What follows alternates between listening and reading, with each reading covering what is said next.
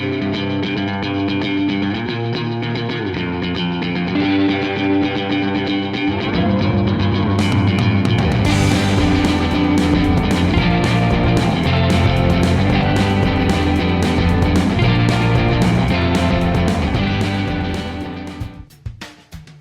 I was young, they had a BMX team come through to my elementary school, and I saw them perform, and the very next day I signed up for BMX racing.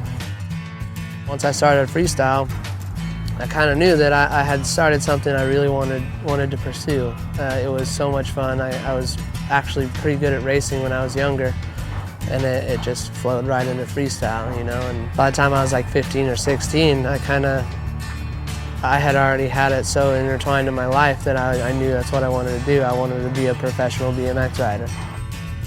The most obvious injuries I've had are my teeth. I've chipped and broken my teeth out just sliding out on concrete or sand or wind or whatever. Mess up on the trick and the handlebars pop you in the face. I've had 15 concussions now. One of them was a couple spots of hemorrhaging, and it took a while in ICU to go down. And I've had 3 knee surgeries, 2 on the left, 1 on the right. I've compound dislocated fingers. I've torn ligaments off my fingers landing too hard. Oh, that hurts worse than it did when I did it. Jumping off parking garages in Texas, one of my last edits I had, I jumped off and landed so hard that it actually tore the lunar ligament group off the bone. My thumb dislocated. I dislocated my thumb. Concussions are just really the main concern at this point, because it's, you know, that's really, bones heal, ligaments can be fixed, all that stuff. Teeth, well, they don't grow back, but you can have new ones put in.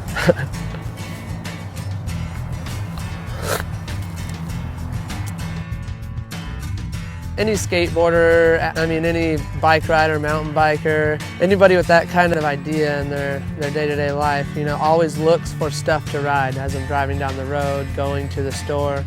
Every handrail, every stair gap, every hill, every little something is now an obstacle, and I'm just constantly looking around, finding things to ride, and if I could jump over that. And so when the bridge came along, it was a obvious idea that I could ride over it.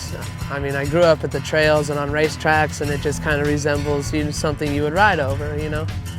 It was kind of obvious to me that something could be done on it. Somebody was willing to, I was at least willing to.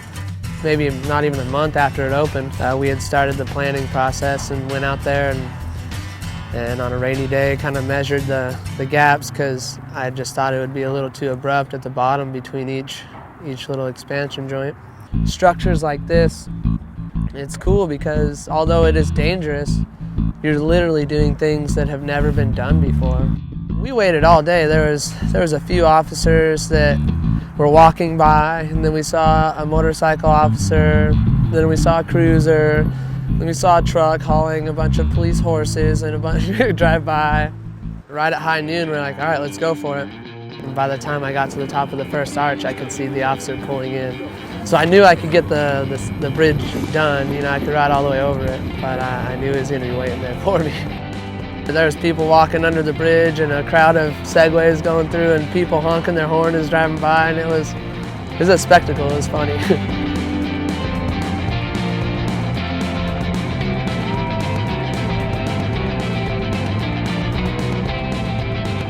The officer at the end, he was, like I said, a really generous person and gave me a stiff warning, and you know, told me I would break a few city ordinances and cause a lot of ruckus, and you know, it could give me a couple tickets, but the fact that I didn't die was amazing enough, he said, so live to fight another day, essentially.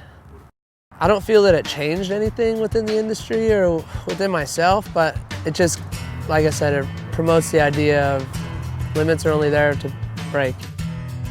I go to sleep at night thinking about tricks I'm gonna do for a video in the future, and you get excited, you know, and you live for that moment.